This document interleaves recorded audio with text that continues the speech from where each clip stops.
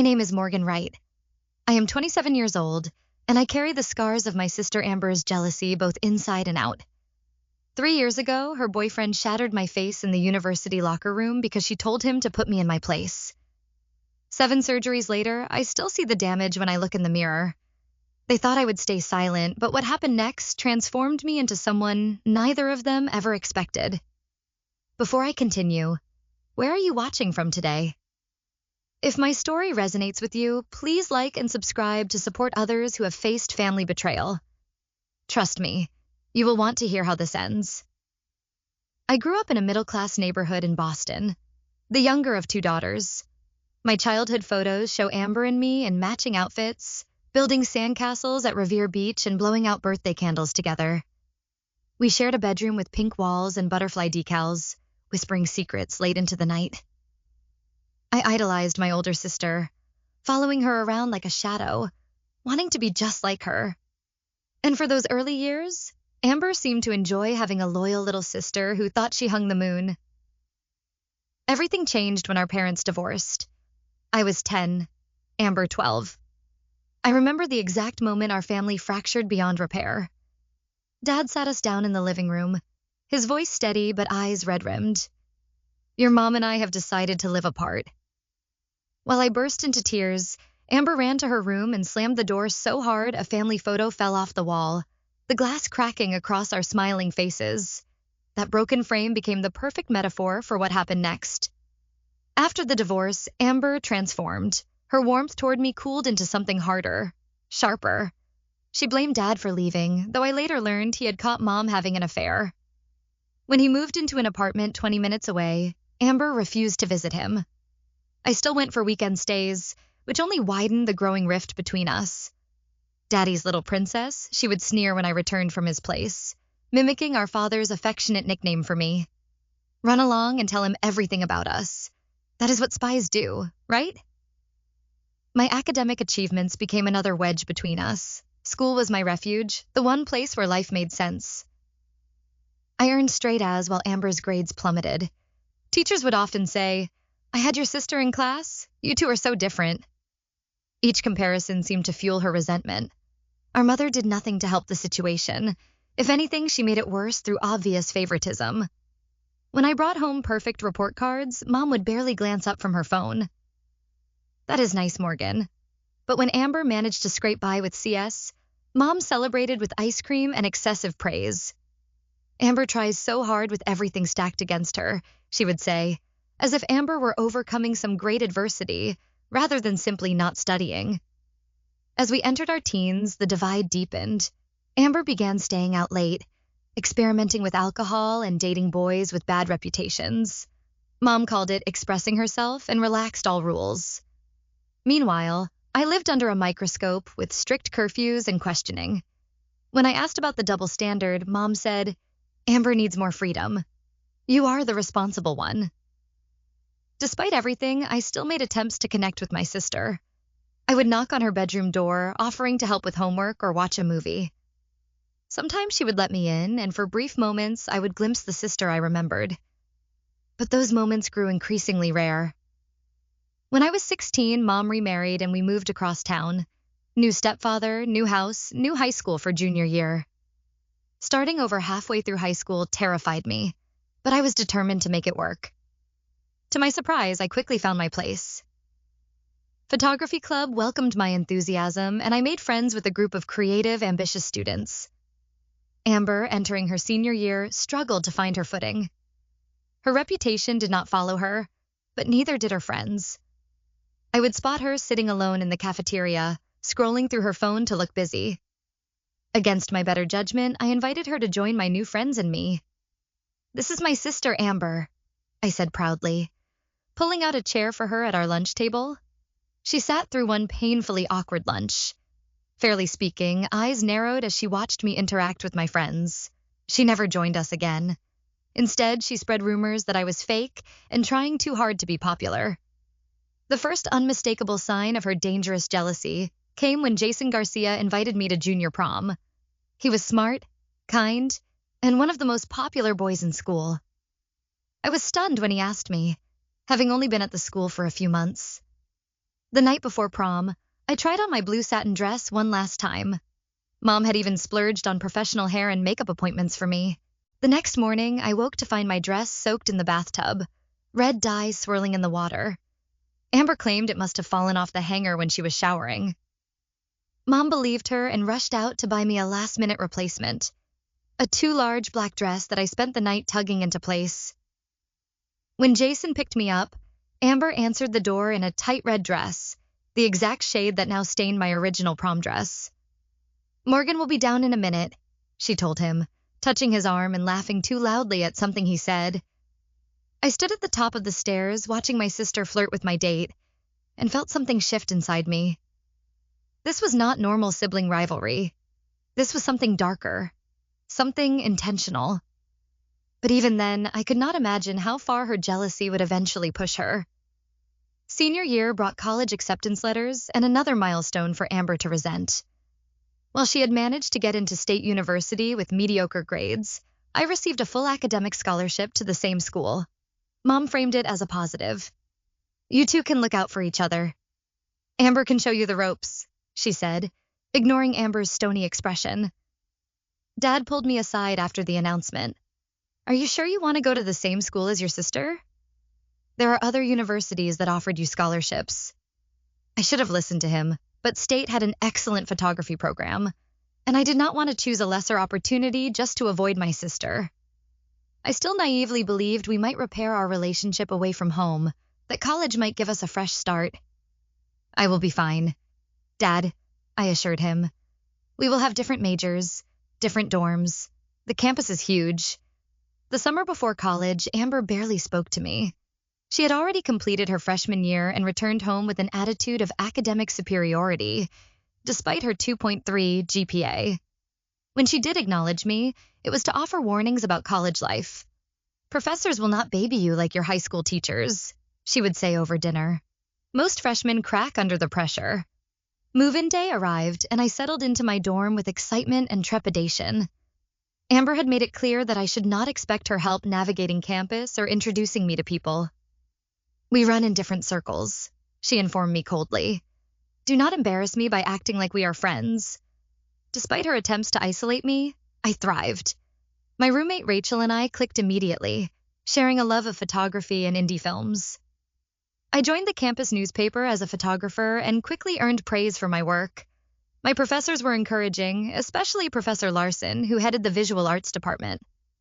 Socially, I made friends easily, getting invited to parties and study groups. It took less than a month for Amber to notice my growing social circle. I would occasionally spot her watching me from across the quad or cafeteria, her expression unreadable. Then the rumors started. A girl in my English class pulled me aside after lecture. "I heard you were sleeping with Professor Wilson for grades. Is it true?" Shocked, I denied it vehemently. Professor Wilson was 65 years old and happily married to another faculty member. The accusation was absurd, but the rumor persisted, morphing and spreading. Soon I was allegedly sleeping with multiple professors, including Professor Larson, who had simply encouraged my photography. I knew Amber was behind the rumors when Rachel overheard her at a party, dramatically confiding in a group about her poor sister who was desperately sleeping her way through the faculty. The rumors died down eventually, but the damage to my reputation took months to repair. It was around this time that Amber began dating Tyler Johnson. Tyler was a senior, heavily muscled with a perpetual skull. He played rugby and had a reputation for bar fights and extreme jealousy. The first time I met him was at a campus coffee shop where I was studying. Amber spotted me and dragged Tyler to my table. "Morgan, this is my boyfriend." "Tyler," she said, her arm possessively linked through his. "Tyler, this is my little sister I told you about." Tyler sized me up with cold blue eyes. "Amber says you are trying to steal her friends. No greeting, no pleasantries, just immediate hostility." "That is not true," I replied, maintaining eye contact despite my discomfort. "I have my own friends." "Keep it that way," he said, pulling Amber away. Over the next few months, I noticed concerning dynamics in their relationship. Tyler constantly checked Amber's phone, dictated what she wore, and isolated her from female friends. When I expressed concern to Amber during a rare moment alone, she lashed out. "You're just jealous because Tyler is a real man, not like those art department losers you hang out with." "He protects me." "From what?" I asked. "From people trying to hurt me." "People like you." Her words chilled me in her distorted reality. I had become the enemy, and she had found an enforcer. The sabotage escalated from rumors to active interference with my life. My photography assignments would go missing from the shared campus printers. Someone logged into my student account and dropped a class right before the withdrawal deadline. Small things, but disruptive, always with plausible deniability. Then came the campus exhibition. Professor Larson selected 3 students to display their work in the university gallery, a rare honor for underclassmen. I was ecstatic when my photo series, Urban Isolation, was chosen. For weeks I prepared, printing and framing my best images. The exhibition opening would be attended by faculty, students, and local arts journalists. The weekend before the exhibition, our parents visited campus. Dad suggested a family dinner, hoping for a peaceful evening. At the restaurant, conversation remained superficial until Mom asked about our classes. "Morgan has some exciting news," Dad said proudly. "Tell them about your exhibition, honey." Before I could speak, Amber interrupted. "Of course she does. Morgan always has to be the center of attention." "That is not fair," Dad said. "Your sister worked hard for this opportunity." "Hard," Amber laughed bitterly. She bats her eyelashes at Professor Larson, and suddenly she is a featured artist? The rest of us actually have to earn our accomplishments. "Amber." Mom finally intervened. "That is a terrible accusation." "It is fine," I said quietly, though it was anything but fine. "The exhibition opens Friday at 7. You are all welcome to attend." "I have plans with Tyler," Amber snapped. The dinner deteriorated from there, ending with Amber storming out and Mom following her. Dad drove me back to my dorm in uncomfortable silence. "I worry about you," he finally said. "Amber seems unstable. She has always been jealous, Dad. I am used to it." He shook his head. "This feels different. More intense. Promise me you will be careful." I promised. But I did not truly understand what I needed to be careful of until 2 days later, when I returned to my dorm room after class to find my door ajar. Inside, my photography equipment lay scattered across the floor. My camera's lens shattered, memory card snapped in half. My carefully printed exhibition photos had been torn to shreds. Rachel found me sitting amidst the destruction, too stunned to cry. "We need to report this," she insisted, already dialing campus security. "It was Amber," I said with absolute certainty, "but I cannot prove it." What I did not share with Rachel was the text I had received minutes after discovering the vandalism. "Stay in your lane. Next time it will not be just your camera that gets broken." The number was unfamiliar, but the threat was clear. Amber's jealousy had moved beyond petty rivalry. She and Tyler were escalating, and I had no idea how to make it stop. Despite the vandalism, I was determined not to let Amber win. I borrowed equipment from the journalism department, worked through 2 sleepless nights, and managed to recreate enough of my portfolio to save the exhibition. The opening night was a success, with Professor Larson introducing me to several local photographers who offered internship connections. "Your eye for composition is exceptional," said Eleanor Whitman, editor of Boston Arts Quarterly. "We are looking for summer interns. Have your professor send me your portfolio." I spotted Amber lurking near the refreshment table, Tyler looming beside her like a bodyguard. When our eyes met, she deliberately turned away, whispering something to Tyler that made him stare at me with naked hostility. The following week, Professor Larson called me into her office to formally recommend me for the summer internship with Eleanor Whitman. "This is a tremendous opportunity, Morgan. Only 1 student is selected each year." "What about other students who applied?" I asked, thinking of Amber's accusation that I received special treatment. "You earned this through talent and hard work," Professor Larson assured me. The decision was unanimous among the selection committee. News of the internship spread quickly across campus. The college newspaper ran a feature on me and my photography, including a photo of me in front of my exhibition. I was simultaneously thrilled and terrified, knowing how Amber would react. The confrontation came sooner than expected. I was leaving the library when Amber stepped directly into my path, her face contorted with rage. "Congratulations on your big feature," she spat. "Did they mention how you were stepping on everyone else to get ahead? How you have been stealing my college experience since day one?" Students passing by slowed to watch the unfolding drama. I tried to diffuse the situation, aware of the audience. "Amber, let us talk somewhere private." "Why?" "Afraid people will hear the truth about Golden Girl Morgan." Her voice rose. "You follow me to my college, infiltrate my campus, make everyone compare us just like in high school." "I earned my place here just like you," I said, struggling to keep my voice steady. "My accomplishments do not take anything away from you." "Liar!" she shouted. "You have been trying to overshadow me our entire lives. I was somebody here before you arrived." Tyler appeared beside her, glaring at me. "You making a scene with my girl?" "I am trying to leave," I said, attempting to step around them. Tyler blocked my path. "Amber says you have been showing off, making her look bad." "Maybe you should back off. This is between me and my sister," I replied, feeling a spike of fear at his aggressive stance. "Anything involving Amber involves me," he growled. A campus security officer noticed the confrontation and approached. "Everything okay here?" Tyler immediately stepped back, his demeanor changing instantly. "Just a family discussion, officer. We are good." The officer looked at me questioningly. "I should have said something then," reported Tyler's intimidation, but I hesitated. "We are fine," I mumbled, hurrying away as soon as the path was clear. That public confrontation was just the beginning. The next 2 weeks brought escalating incidents that, in hindsight, were clear warning signs of the violence to come.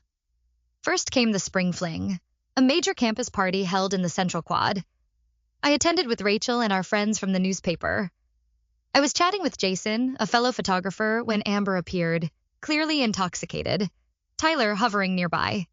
"Look who it is," she announced loudly. "My sister, the arts prodigy." People turned to stare as she continued, her voice carrying across the crowd. "Let me tell you all something about Perfect Morgan. She has been riding my coattails her entire life, following me to school, copying my interests, stealing my spotlight." "Amber, you are drunk," I said quietly. "Let me help you get back to your dorm." She laughed, a harsh sound nothing like the sister I once knew. "See? Always pretending to be so concerned, so helpful. Little Miss Perfect." She stepped closer, her face inches from mine. Her words intended for me alone, though several people stood close enough to hear. "You will never be more than a background blur in everyone's lives. A forgettable face. That is all you are, all you will ever be." Tyler pulled her away then, shooting me a look of pure hatred as if I had somehow caused the scene. The damage was done. For days afterward, people gave me strange looks, whispered as I passed. The sister drama had become campus gossip. Then came the messages. First, texts from unknown numbers. "Watch your back. Stay away from the arts building. Accidents happen to stuck-up bitches." I blocked each number, only for new ones to appear. Then late-night calls, heavy breathing or silence when I answered. One night, returning to my dorm, I found a photography magazine shoved under my door, my face on the cover photo scribbled out with black marker. "This is not normal sister jealousy," Rachel insisted after I showed her the magazine. "This is harassment. Tyler has a reputation, Morgan. There were rumors last year about him putting some guy in the hospital for talking to Amber at a party." "They are just trying to scare me," I said, though I was already frightened. "It is working," Rachel pointed out. "You jump every time your phone buzzes. You are looking over your shoulder constantly. What am I supposed to do? Report my own sister? Report Tyler, at least." "Those threats came from his phone, not hers." "We do not know that for sure," I hedged. Rachel grabbed my shoulders. "Morgan, I am serious. A girl in my psych class dated Tyler briefly last year. She said he was controlling, that he would fly into rages over nothing. There are stories about him all over campus." Finally, I agreed to report the harassment to campus security. The officer took copies of the threatening texts and promised to look into it, but warned me that without concrete proof of who sent them, there was little they could do beyond documenting the incidents. "Be vigilant," he advised. Try not to be alone, especially at night. Report any further contact immediately. I followed his advice, traveling in groups, varying my routes across campus, staying in well-lit areas. But I could not bring myself to tell our parents, to admit how bad things had gotten. Mom would inevitably take Amber's side, and Dad would worry himself sick. So I continued attending classes, working on the newspaper, preparing for final projects, always looking over my shoulder, always waiting for the next escalation. I just never imagined how severe it would be. The day of the attack started normally enough. I spent the afternoon in the photography lab developing prints for my final portfolio. Professor Larson stopped by to check on my progress. These are exceptional, Morgan. Your technical skills have grown tremendously this year. Thank you, I said, carefully hanging a print to dry. I am experimenting with longer exposure times for the Urban Night series. Well, it is working beautifully. Are you entering the summer showcase? The deadline is next week. I am planning to. Just need to finish these last few prints. She smiled. I look forward to seeing your submission. Do not stay too late.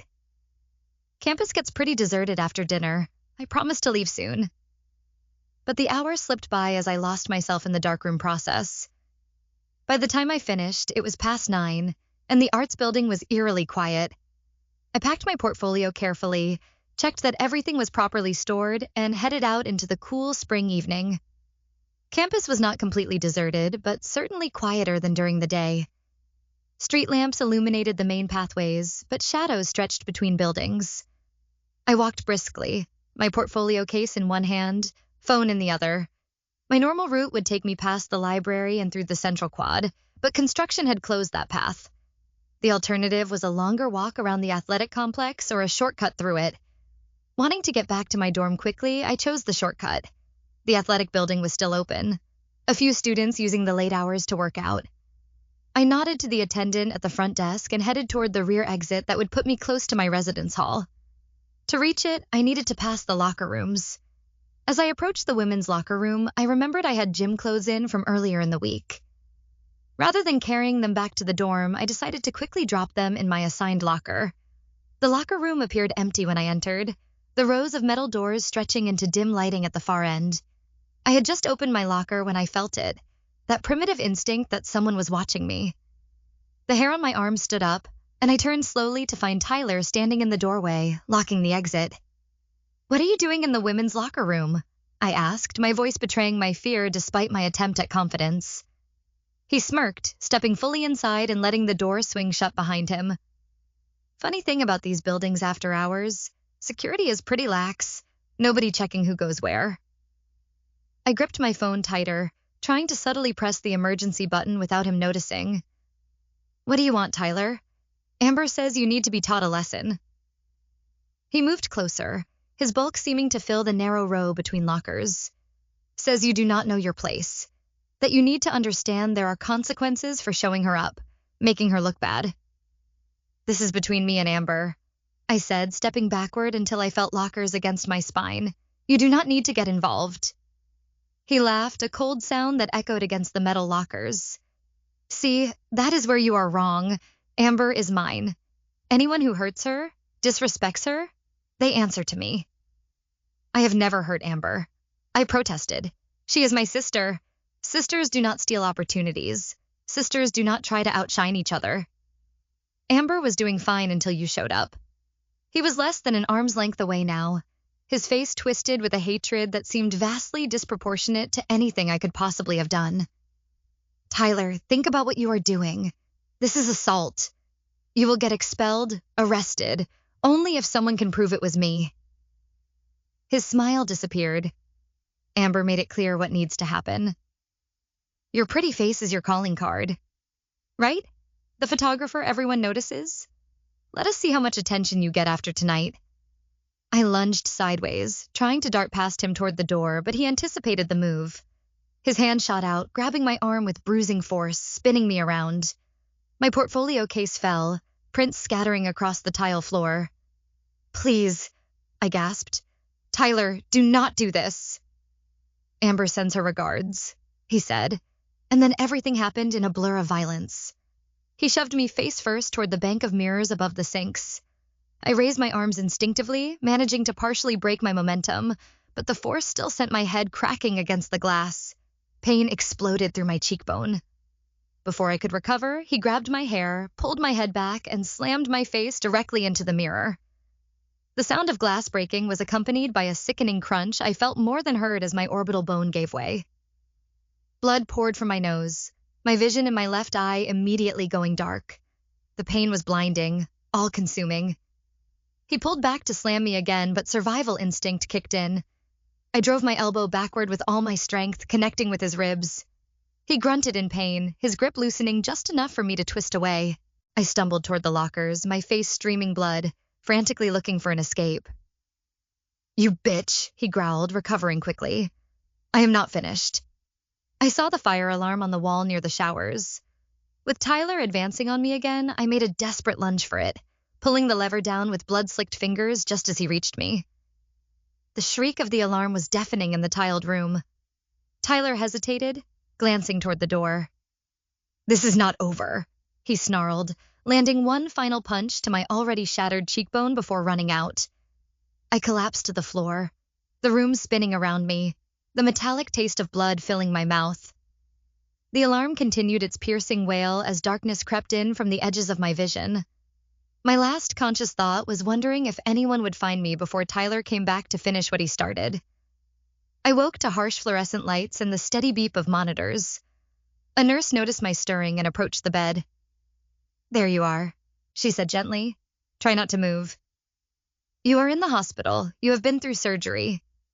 My face felt wrong, immobile, packed with gauze and constrained by bandages. I tried to speak, but could only manage a muffled groan. "Do not try to talk yet," the nurse advised. "Your jaw is wired. Let me get the doctor." The doctor arrived moments later, a tall woman with kind eyes and a direct manner. "Morgan, I am Dr. Rivera. You have suffered significant facial trauma. We have surgically repaired your orbital fractures and nasal septum, but you will need additional reconstructive procedures." She listed my injuries clinically: multiple orbital fractures, broken nose, shattered zygomatic arch, fractured jaw, facial lacerations requiring over 60 stitches, detached retina in my left eye. The catalog of damage was overwhelming. "The campus police are waiting to speak with you," she continued. "Do you feel up to answering some questions?" "You can write your responses." I nodded slightly, wincing at the pain even that small movement caused. The officers who entered were respectful, careful with their questions. They provided a notepad where I painfully scrawled my account of what happened. When they asked if I knew who attacked me, I wrote Tyler's name without hesitation, along with the words Amber sent him. "Are you certain of this?" one officer asked. "That is a serious accusation against your sister." I wrote, "He said Amber says you need to be taught a lesson and Amber sends her regards." They nodded grimly. "We will investigate fully." Security cameras caught him entering and leaving the building at the time of the assault. He is already in custody. Only then, knowing Tyler could not return to finish what he started, did I allow myself to break down, tears mixing with blood on the bandages covering what remained of my face. The physical recovery process was excruciating. After the initial emergency surgery to stabilize my facial fractures, I faced a series of reconstructive procedures. The first few weeks passed in a haze of pain medication, hospital rooms, and medical terminology I struggled to understand. The zygomatic complex fractures were severe. Dr. Myers, the facial reconstruction specialist, explained during rounds, "We have inserted titanium plates to rebuild the orbital floor and cheekbone structure. The nasal reconstruction went well, but we will need to address the maxillary fractures in a separate procedure." My father sat beside my hospital bed, taking notes on everything the doctor said, asking questions I was still too shell-shocked to formulate. Mom visited once, staying for less than an hour, uncomfortable with the graphic nature of my injuries and what they represented about her other daughter's involvement. "I am sure there has been some misunderstanding," she said, unable to look directly at my swollen, discolored face. "Amber says Tyler has anger issues, but she never would have wanted this." Dad escorted her out after that comment, their heated argument audible even through my closed door. He returned alone, his face tight with controlled anger. You are coming to stay with me after discharge, he said firmly. I have already arranged medical leave from the university and found specialists in my area for your continued care. I nodded slightly, the movement still painful despite the pain medication. Unable to speak with my jaws wired shut, I communicated through writing. What about Amber? I wrote. Dad's expression darkened. Tyler has been charged with aggravated assault. He is claiming Amber had nothing to do with it, that it was some sort of jealous rage because he had feelings for you. My hand shook as I wrote. He is lying. She sent him. I believe you, Dad assured me. The police are investigating. They have Tyler's phone records showing texts between him and Amber just before the attack. The university acted swiftly, placing both Tyler and Amber on immediate suspension pending the criminal investigation.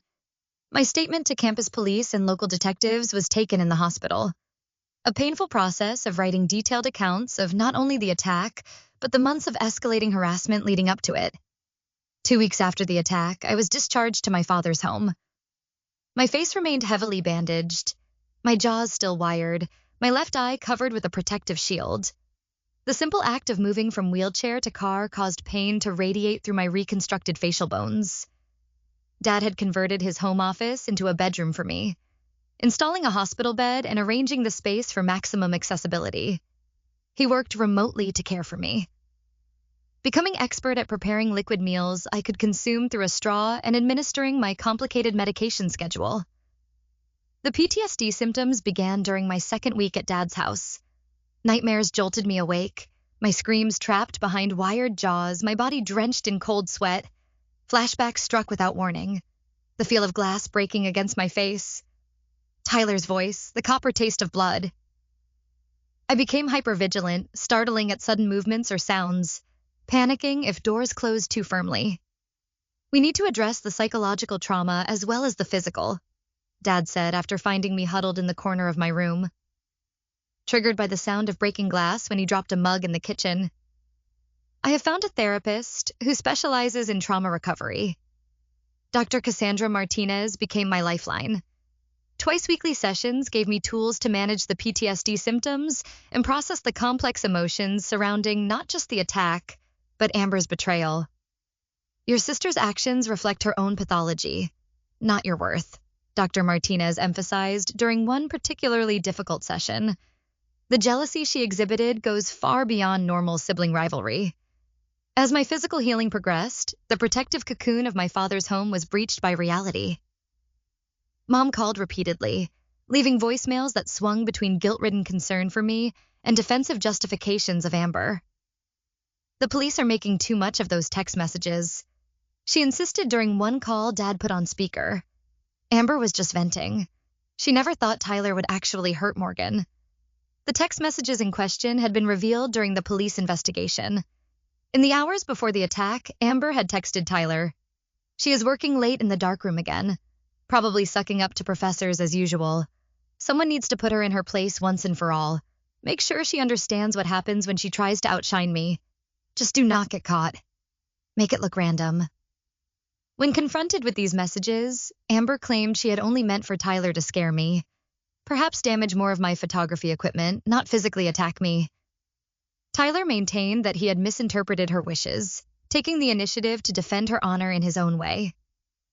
Neither explanation absolved them of culpability, but their attempts to minimize responsibility infuriated me.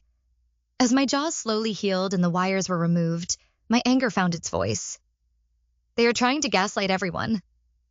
I told Dad after a particularly frustrating update from the detective assigned to my case. Amber knows exactly what she did. She has been escalating for months. For weeks after the attack, Amber and Mom appeared unannounced at Dad's house. I was resting on the couch, still heavily bandaged, but able to speak in short sentences. Morgan needs to drop the charges, Mom announced without preamble. This is tearing our family apart. Dad stood protectively between them and me.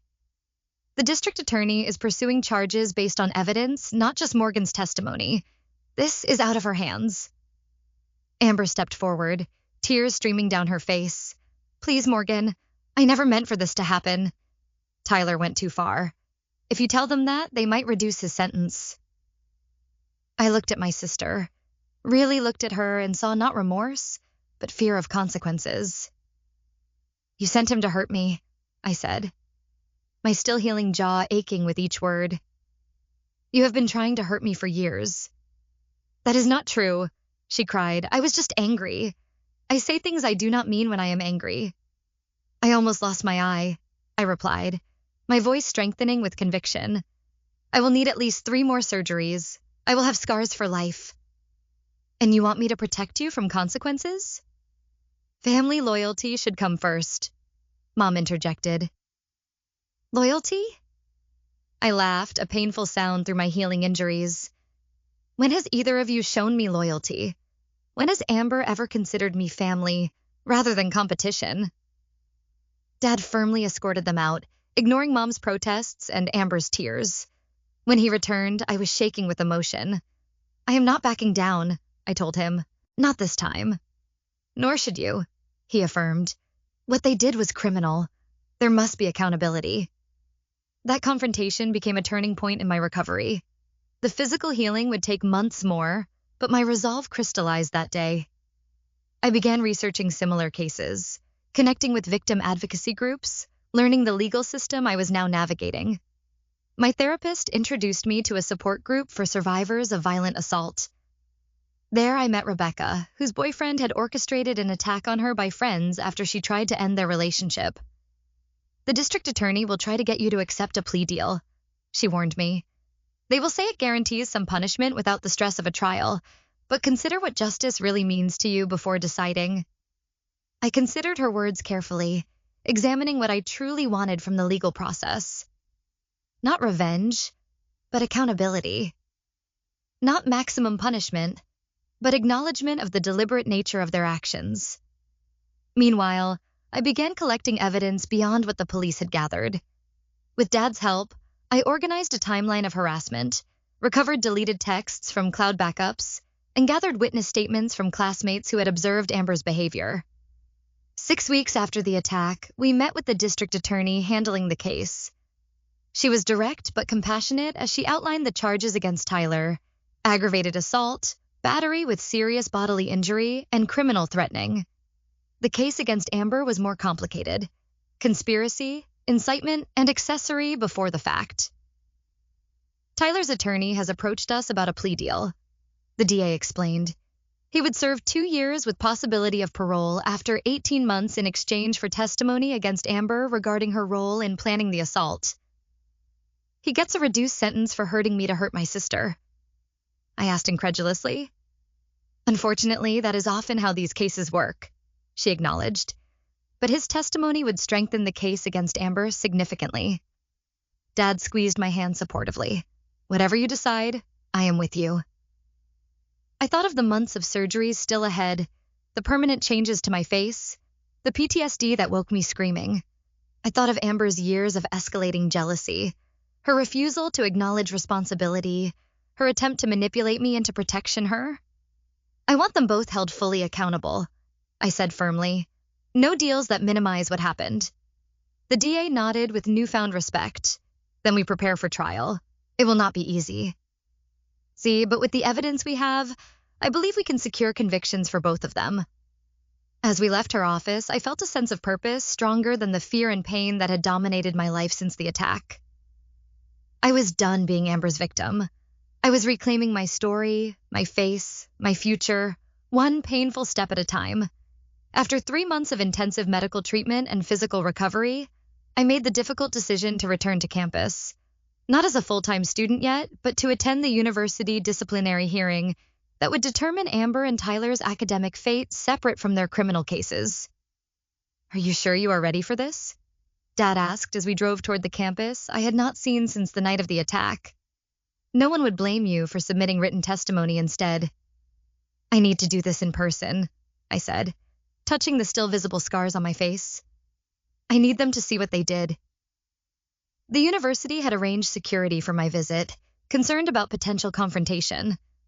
A victim advocate met us at a side entrance, escorting us through quiet hallways to the administration building where the hearing would take place. The hearing room was arranged like a small courtroom, with tables for each party and a raised panel where the disciplinary committee sat.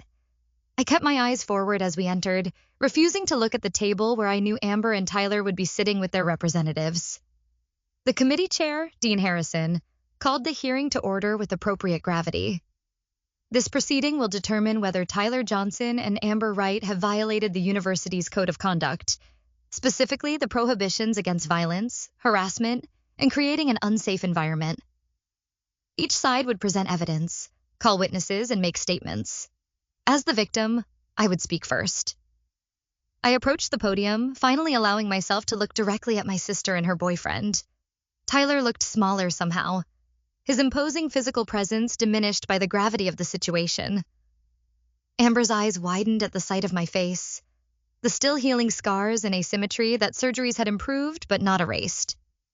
For the first time, I saw a flicker of genuine shock in her expression, as if she had never truly imagined the consequences of her actions. "My name is Morgan Wright," I began, my voice steady despite my racing heart. 3 months ago, I was ambushed in the women's locker room by Tyler Johnson, who shattered my face so severely that I have undergone 5 surgeries with at least 2 more scheduled. He told me explicitly that my sister, Amber Wright, had sent him to put me in my place and teach me a lesson.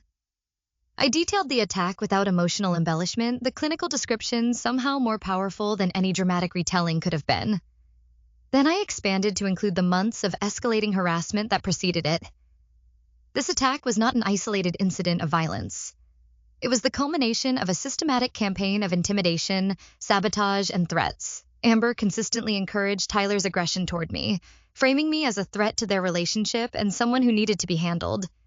University Counsel presented evidence that included recovered text messages, witness statements from students who had observed the harassment, and security camera footage showing Tyler entering and leaving the athletic building at the time of the assault. When it was the respondents' turn, their strategy became clear immediately. Tyler's representative portrayed him as a devoted boyfriend who had misinterpreted Amber's venting as a request for action. Amber's representative painted her as equally a victim, manipulated by her boyfriend's violence and now being punished for texts sent in emotional moments. Ms. Wright never explicitly asked Mr. Johnson to physically harm her sister. Amber's representative argued she was expressing frustration, as siblings often do. Mr. Johnson took matters into his own hands. That defense might work better if there were not dozens of texts coordinating Morgan's whereabouts, discussing the attack location, and confirming afterward that he had handled it. The University Counsel countered. Tyler was called to speak. He expressed rehearsed remorse, claiming he had acted out of misguided love for Amber. "I never meant to cause such serious injury. I just wanted to scare her, to protect Amber from feeling overshadowed." When Amber took the stand, she went further in her attempt to distance herself from responsibility. "Morgan has always been jealous of me," she claimed, tears flowing on cue. "She followed me to college to compete with me. She twisted everything to make me look bad to our parents, to faculty. Tyler was just trying to defend me." The audacity of her lies struck me like a physical blow. Dad squeezed my hand under the table as I struggled to maintain composure. If I could present one final piece of evidence, the University Counsel requested. With permission granted, she played an audio recording. Tyler's voice filled the room. "Amber wants photographic evidence that it is done. Not of your face, just the blood. She wants proof you have been handled." My own voice, weak and terrified. "Please don't do this. Amber is my sister." "Not anymore. Sisters don't steal from each other. This is what happens when you try to take what is hers." The recording ended with sounds of struggle and breaking glass. Then my scream as he smashed my face into the mirror. The room fell silent. Even Amber's representative looked stunned. "Where did that come from?" Dean Harrison asked. "Morgan's phone emergency call function activated during the attack," the counsel explained. "It recorded for 90 seconds before Tyler discovered it and destroyed the phone." The data uploaded to her cloud account. Amber's face had gone white. The performance of tears had stopped, replaced by the dawning realization that her carefully constructed narrative had just collapsed. "Would the respondents like to revise their statements in light of this new evidence?" Dean Harrison asked. Tyler's representative requested a moment to confer with his client. After a whispered conversation, Tyler returned to the stand. "Amber knew exactly what I was going to do," he said flatly. "She suggested the locker room because security cameras don't cover the inside. She wanted me to make sure Morgan's face was damaged enough that she couldn't do her photography showcase. She said to make it look random, like a robbery gone wrong. Amber leapt to her feet. "You lying bastard, you are just trying to reduce your sentence." "Ms. Wright, control yourself or you will be removed," Dean Harrison warned. The disciplinary committee deliberated for less than 30 minutes before returning with their decision. Both Tyler and Amber were permanently expelled from the university for violations of the Code of Conduct. The decision would be noted on their academic records, effectively ending their college careers. As we left the hearing, reporters waited outside. The story had attracted local media attention. A cautionary tale of sibling rivalry turned violent. Dad shielded me from their questions, guiding me toward the car. Amber caught up to us in the parking lot, Mom trailing behind her. "This is not over," she hissed. "You have ruined my life over some broken bones. Was it worth it?" I turned to face her fully, letting her see every scar, every asymmetry, every permanent reminder of what she had orchestrated. "Some broken bones," I repeated quietly. "Is that what you think this was?" "Morgan, please," Mom interjected. "Your sister is suffering too. Her education, her future."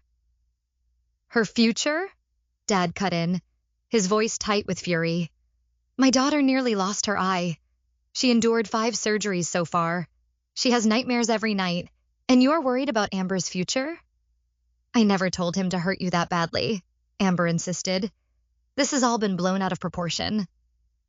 "Save it for your criminal trial," I replied, turning away from her. "I will see you in court. The criminal proceedings move slower than the university disciplinary process." Tyler's attorney, seeing the weight of evidence against him, negotiated a plea deal. He would serve 4 years for aggravated assault with possibility of parole after 3, in exchange for full testimony about Amber's involvement. Amber maintained her innocence until the prosecution presented the complete record of text messages, the audio recording, and Tyler's testimony faced with overwhelming evidence. She accepted a plea deal for conspiracy and incitement charges, receiving 18 months with the possibility of early release for good behavior. The day of sentencing, I delivered my victim impact statement to the court. Standing at the podium, I looked directly at Amber and Tyler as I spoke. The physical pain of having my face shattered was excruciating, but it pales in comparison to the emotional trauma of knowing my own sister orchestrated this violence. Amber's jealousy evolved from petty rivalry to calculated harm. She recruited someone she knew to be violent and directed that violence toward me. Her own flesh and blood. I touched the still visible scars on my face. These scars will fade over time. The titanium plates holding my facial bones together will remain for life. The psychological scars of betrayal may never heal completely, but I stand here not as a victim seeking vengeance, but as a survivor demanding accountability. I looked directly at the judge. I asked the court to recognize that this was not a momentary lapse in judgment, but a deliberate campaign of escalating harm. The sentences should reflect the premeditated nature of these actions and the lifelong consequences I will bear. As Tyler was led away in handcuffs, he looked back at Amber with bitterness. Amber, however, never looked at me again. Mom sat behind her, weeping silently, her perfect family image shattered beyond repair. Outside the courthouse, Dad embraced me. "I am so proud of your courage. It still does not feel like victory, I admit it. Just conclusion." He nodded in understanding. "Some wounds never fully heal, but you have shown incredible strength through all of this. You did not let them silence you." As we walked away from the courthouse, a reporter approached for comment. I hesitated, then decided to speak. "Today is not about vengeance," I told her. "It is about accountability and consequences. My hope is that my sister someday understands the damage her jealousy caused. Not just to me, but to herself." Mom approached as the reporter left, her expression stricken. "I failed you both," she said simply. I never saw how sick Amber's jealousy had become. "No," I agreed. "You did not want to see it." She reached toward my scarred face, stopping short of actually touching me. "I do not expect forgiveness. I just want you to know I am sorry." I stepped back from her outstretched hand. I am not ready for this conversation. Maybe someday, but not today. Dad guided me gently to the car, leaving Mom standing alone on the courthouse steps, finally facing the consequences of her years of enabling Amber's toxic behavior. 1 year after the attack, I stood in front of the mirror in my new apartment, examining my reflection. The reconstruction surgeries had been largely successful, though my face would never be the same. The left cheekbone remained slightly flatter than the right. A small scar bisected my eyebrow, and another traced a thin line from the corner of my mouth. These visible reminders were accompanied by the invisible ones: titanium plates permanently holding my facial bones together, nerve damage that left parts of my face with reduced sensation, the occasional ache when the weather changed. My physical recovery had progressed as well as the doctors could have hoped, but complete healing remained elusive. I had transferred to a different university to complete my degree, unable to return to the campus where the attack occurred without debilitating anxiety. My new school had a respected photography program and had accepted all my credits, allowing me to pick up where I left off academically, if not emotionally. Photography, once my passion, had become complicated. For months after the attack, I could not bear to pick up a camera. The association with the violence too painful. My therapist suggested using photography as part of my healing process to reclaim it from the trauma. "What if you documented your recovery?" she proposed during one session. "Not just the physical healing, but the emotional journey as well." That suggestion led to my most meaningful project to date, a series titled Reconstructed, documenting not only my own recovery, but the stories of other survivors of violence. Through support groups and advocacy organizations, I connected with people whose experiences echoed aspects of mine: betrayal, physical trauma, the long path to healing.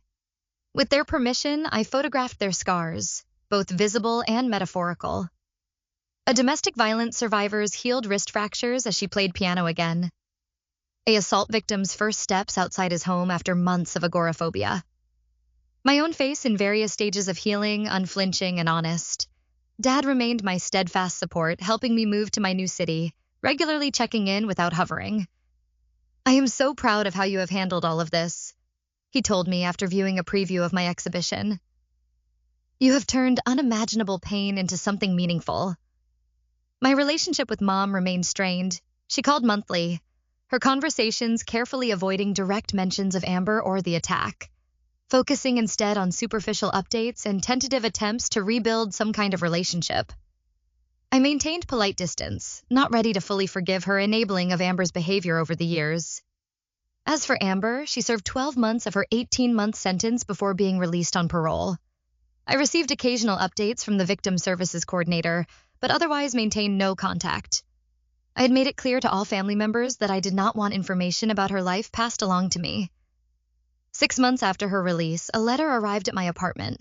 The return address made my heart race, my hands shaking as I debated whether to open it or simply throw it away. Curiosity finally went out. "Morgan," it began simply, "I do not expect forgiveness or even understanding. What I did to you is unforgivable. For years, I convinced myself that you were the problem, that you were trying to overshadow me, steal opportunities that should have been mine. It was easier than admitting I was jealous of your natural talent and work ethic. The counseling I received in prison forced me to confront the truth about myself and my actions. I've been diagnosed with several mental health conditions that contributed to my behavior, though they do not excuse it. I am in treatment now and working to understand why I became so consumed with resentment toward the person who should have been my closest ally. I will not ask to be part of your life again. I only want you to know that I recognize the depth of the harm I caused, and I am truly sorry. I hope that you are healing and finding peace." It was signed simply Amber. No familial designation, no expectation of response. I read the letter several times, searching for manipulation or self-serving excuses, finding instead what seemed to be genuine remorse. I did not respond, not yet ready for any form of communication, but I did not throw the letter away either. It represented something important. The first acknowledgement from Amber that the problem had been her perception, not my actions. My photography exhibition opened at a small gallery in my new city, titled Reconstructed. Faces of Survival. It featured 20 portrait series, including my own, documenting the journey from trauma to recovery. Each series included 3 images: the visible damage, the healing process, and the present strength. The opening night brought a modest crowd, including fellow survivors I had photographed, friends from my new university, and a few local arts journalists. I stood near my own portrait series, answering questions about the project when Dad arrived with an unexpected guest. "Hope we are not too late," he said, embracing me carefully. Rachel drove 4 hours to be here. My former roommate and steadfast supporter during the worst period of my life stood smiling tentatively. "I would not have missed it for anything," she said, hugging me tightly. "Your work is incredible, Morgan. These images are going to help so many people." As the evening progressed, a journalist from the city paper approached for an interview. "Your project presents trauma without exploitation," she observed. "These portraits honor the pain while celebrating the strength. What do you hope viewers take away from this exhibition?" I considered her question carefully. I want people to understand that surviving violence leaves permanent marks, both visible and invisible.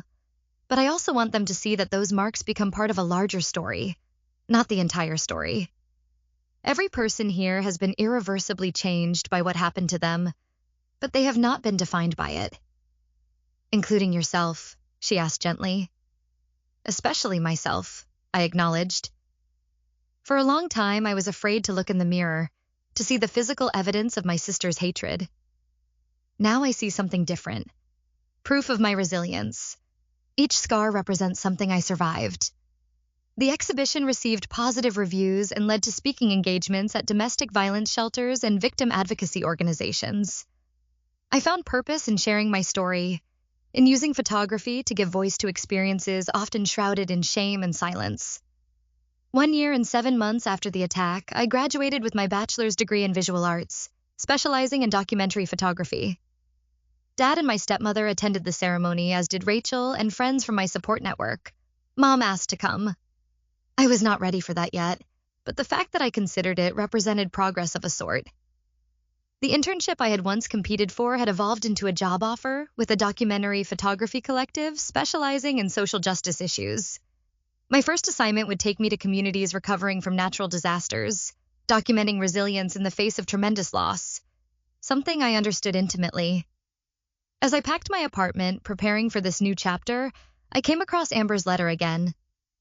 After a moment's consideration, I placed it in a box with other mementos from my recovery journey, rather than discarding it. Forgiveness remained a complicated concept, one I continued to explore in therapy. I had learned that it was not a single decision, but a process, one that happened in its own time. What I had achieved was something equally important: freedom from the power of Amber's jealousy and betrayal to control my life. I no longer jumped at sudden noises or avoided mirrors. The nightmares had diminished to occasional disturbances rather than nightly terrors. I had built a new life, different from the one I had planned, but meaningful and purposeful nonetheless. My final act before leaving the apartment was hanging a small print from my exhibition in the entryway.